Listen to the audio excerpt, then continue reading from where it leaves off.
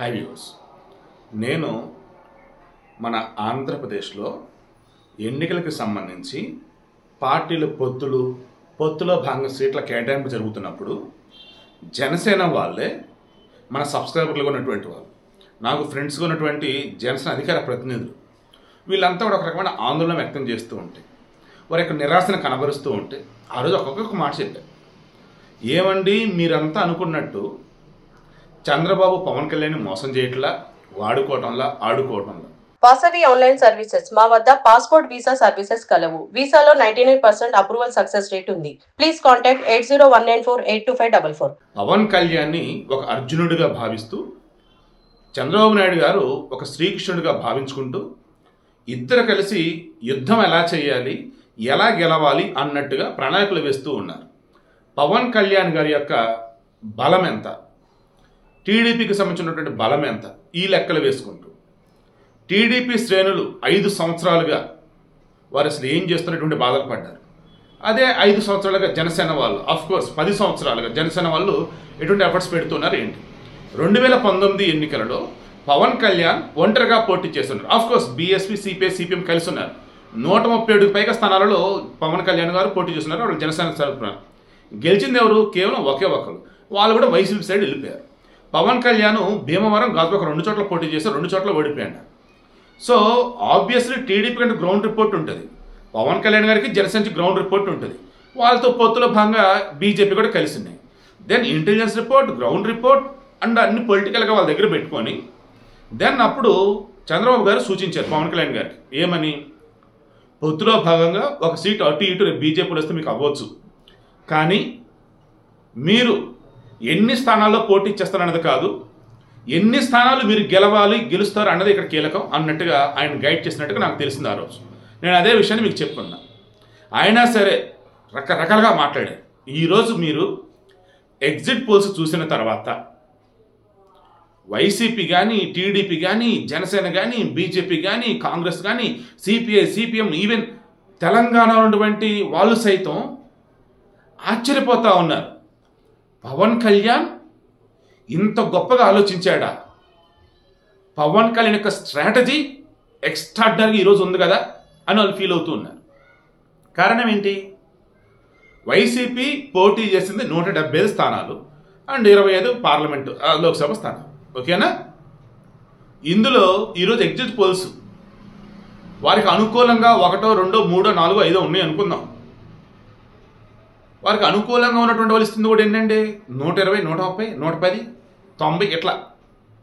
అంటే okay, బొటాబుట్టి majority government form చేస్తారని చెప్పేసి 4, 5 ఇచ్చారు. 35 మంది ఎగ్జిట్ పోల్స్ ప్రకటించిన వాళ్ళల్లో మొత్తం ఎన్డీఏ అధికారం అన్నారు. ఆ 35 మంది, దట్ మీన్స్ ఎన్డీఏ అధికారం అంటే టీడీపీ, జనసేన, బీజేపీకి గవర్నమెంట్ ఫామ్ చేస్తారు.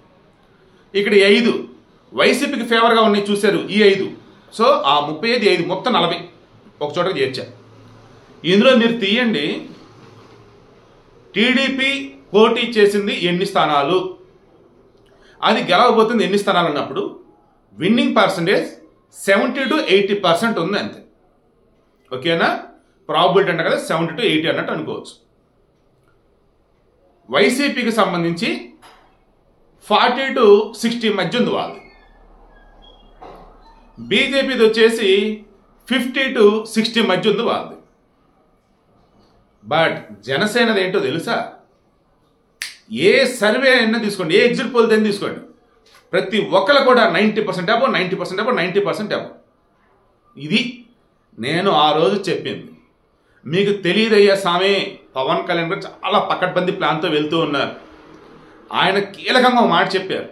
అప్పటికి ఇంకా పొత్తులో ఎన్ని సీట్లు ఏంటో ఖరారు కదా, ఒకటే చెప్పాడు. ఏమనంటే, ఎన్ని సీట్లు పోటీ చేస్తున్నామని కాదు, ఎన్ని స్థానాల్లో మనం గెలుస్తున్నామన్నది మైండ్లో పెట్టుకోండి అన్నాడు. ఈరోజు సీరియస్లీ నాకు వచ్చిన సమాచారం, ఎగ్జిట్ పోల్స్ ఇవన్నీ చూసి చిరంజీవి గారు సైతం చాలా అంటే చాలా హ్యాపీగా ఫీల్ అయ్యారంట. కొంతమంది షాక్ అని రాశారు. షాక్ కదా బాబది, ఆశ్చర్యం, ఓకేనా? ఆశ్చర్యానికి లోనయ్యారు ఆయన. ఎలా? ఒకప్పుడు ప్రజారాజ్యం పార్టీ ఆంధ్రప్రదేశ్లో 294 అసెంబ్లీ నియోజకవర్గాలు, 42 లోక్సభ నియోజకవర్గాలు పోటీ చేస్తే ఒక్క లోక్సభకు కూడా వాళ్ళు గెలవాల. కానీ 294లో గెలిచిందని 18 అసెంబ్లీ స్థానాలు గెలిచారు. ఈరోజు మన పవన్ కళ్యాణ్ గారి యొక్క జనసేన పార్టీ ఓన్లీ ఆంధ్రప్రదేశ్లో 170 స్థానాలు ఉంటే అక్కడ పోటీ చేసిందని 21 అసెంబ్లీ, 2 పార్లమెంట్, 2 లోక్సభ. ఈ 21 అసెంబ్లీకి సంబంధించి నాకున్న గ్రౌండ్ రిపోర్ట్ ఆన్ యావరేజ్ 18 స్థానాలు అబోవ్ గెలవబోతూ ఉన్నారు. 18 స్థానాలు వేసుకున్న 21 సీట్లు 18 అన్నప్పుడు అరౌండ్ 90% కమింగ్ టు 2 లోక్సభ స్థానాలు కాకినాడ అండ్ మచిలీపట్నం 2 కూడా జనసేన కొట్టబోతాం. అంటే అప్పుడు ఎంత అండి విన్నింగ్ పర్సంటేజ్? ఇక్కడ 100, అక్కడ అరౌండ్ 90. 2 కలిపితే ఎంత వస్తుంది? దగ్గరగా 92, 93, 94, 95 లైక్ ఈ వేలోనే ఉంది. అంటే 90 అవో అంతే. బీజేపీ ఆ దరిదాపులో లేదు, టీడీపీ ఆ దరిదాపులో లేదు, వైసీపీ అసలు అడ్రస్ లేదు. అడ్రస్ లేదు అంటే వాళ్ళు బిలో 50లోనే ఉన్నారు. ఇప్పుడు చెప్పండి, పవన్ కళ్యాణ్ గారి యొక్క స్ట్రాటజీ ఎంత ఎక్స్ట్రాడినరీగా ఉంది. ఇదే మొక్కలు నేను ఇద్దరు మొత్తుకొని చెప్పాను. నన్ను జనసేన వాళ్ళు సరే తిట్టున్నారు, మీరు టీడీపీ ఫేవర్ అందుకే ఇలా చెప్తున్నారు, అది ఇదండి. వినండి అయ్యా, ఆగండి అంటే వినరే. ఆ రోజు నేనేం చెప్పాను క్లియర్గా గుర్తు తెచ్చుకోండి. ఈ ఒక్కసారి పవన్ కళ్యాణ్ ఏది చెప్తే చేయండి. ఈ ఒక్కసారి ఆయన చెప్పిన దానికి సంబంధించి మీరు నెగిటివ్గా మాట్లాడకండి. ఇదే కదా నేను చెప్పింది. ఈరోజు చూడండి, రేపు గవర్నమెంట్ ఫామ్ అయిన తర్వాత కీలకమైనటువంటి మంత్రి పదవులు కావచ్చు, నామినేట్ పోస్టులో జనసేనకి ఎన్ని వస్తాయి మీరు చూసుకోండి. అది పవన్ కళ్యాణ్ గారి యొక్క స్ట్రాటజీ. స్టార్టింగ్ చెప్పానే, అర్జున నీ బలం ఇది, అర్జున మనం చేయాల్సింది ఇది, మనం చేద్దాం అని శ్రీకృష్ణుడి లెక్క చంద్రబాబు గారు ఆయన సూచించుకుంటా ఉన్నారు. ఆయన సైతం చంద్రబాబు గారిని నమ్మారు. చంద్రబాబు సైతం తన శాశక్తుల వరమని పెట్టి మరీ మన పవన్ కళ్యాణ్ గారి విషయంలో ద బెస్ట్ ఎఫర్ట్స్ పెట్టున్నారు. పిఠాపురంలో పవన్ కళ్యాణ్ గారిని ఓడించడానికి వైసీపీలు పెట్టిన ఎఫర్ట్స్ మామూలు కాదు బాబు సామే. ఏంది అసలు మంత్రులు ఏంటి, ఎంపీలు ఏంటి, ఎమ్మెల్యేలు ఏంటి, ఎక్కడెక్కడ మొత్తం ఆడి దిగిపోయారు. పిఠాపురంలో డబ్బులేంటి, గిఫ్ట్లు ఏంటి, అడ్డదిడ్డగా పంపకాలు. చివరికి వైసీపీలకు అర్థమైపోయింది, ఎవరైతే వంగా గీత తరఫున ప్రచారం చేస్తూ ఇల్లీగల్ అయినా రూల్స్ వైలేషన్ అయినా డబ్బులు పంచుతున్నారో, ఆ పంచుతున్న వాళ్ళలో ఆ గుడివాడలో కానీ కొడాలని తరఫున డబ్బులు పంచే వాళ్ళు 2 కోట్లు 3 కోట్లు పట్టుకుని వెళ్ళిపోయారంట. ఇదే విషయం వాళ్ళ కార్యకర్త వాళ్ళ పర్సన్ చెప్పుకున్నారు. ఏమని, అన్న నువ్వు ఊరుకోవద్దన్నా, వాళ్ళని వదలొద్దన్నా, వాళ్ళు డబ్బులు తీసుకున్నా వెళ్ళిపోయినారన్నా, డబ్బులు పంచదారని చెప్పినట్టు ఇక్కడ పిఠాపురంలో ఎన్నికల రోజే వంగా గీత వాళ్ళ మనుషులు మాకు డబ్బులు పంచలా. మేము ఓటర్లం కాదా, అక్కడ పంచారంట, మాకెందుకు పంచలా అని చెప్పి ఆమె అంటే వంగ గీత ఏం సమాధానం చెప్పాలో తెలియక పాపం ఆమె సైలెంట్గా వెళ్ళిపోయింది. సో వంగ గీత గారు ఆ తర్వాత కూడా చెప్పున్నారు, బెట్లే మెయ్యొద్దురా బాబు, పవన్ కళ్యాణ్ సామాన్యుడు కాదు. అండ్ హోరాహోరీగా ప్రచారం నడిచిందని మీరు అనుకుంటున్నారు, కానీ ప్రచారం కూడా మొత్తం 1 సైడే, పోలింగ్ 1 సైడే, రేపు కౌంటింగ్లో కూడా ఆబ్వియస్లీ ఆయనే గెలుస్తాడు అన్నట్టుగా ఇండైరెక్ట్గా హింట్లు ఇచ్చుకుంటూ వచ్చింది.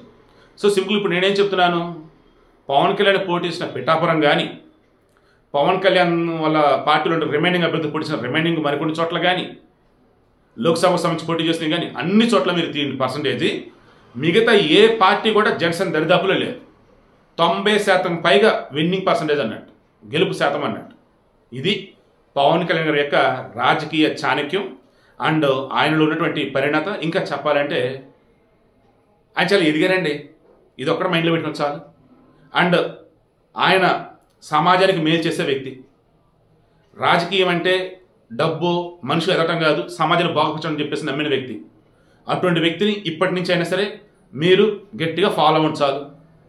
ఆయన తీసుకున్న నిర్ణయాల్ని ఏలు పెట్టి గెలుపుతూ ఉండకండి. ఆయన అదే అన్నాడు, నాకు సలహాలు ఇచ్చేవాళ్ళు బయట నుంచి వద్దు, పార్టీకి వచ్చి పని చేయండి అన్నాడు.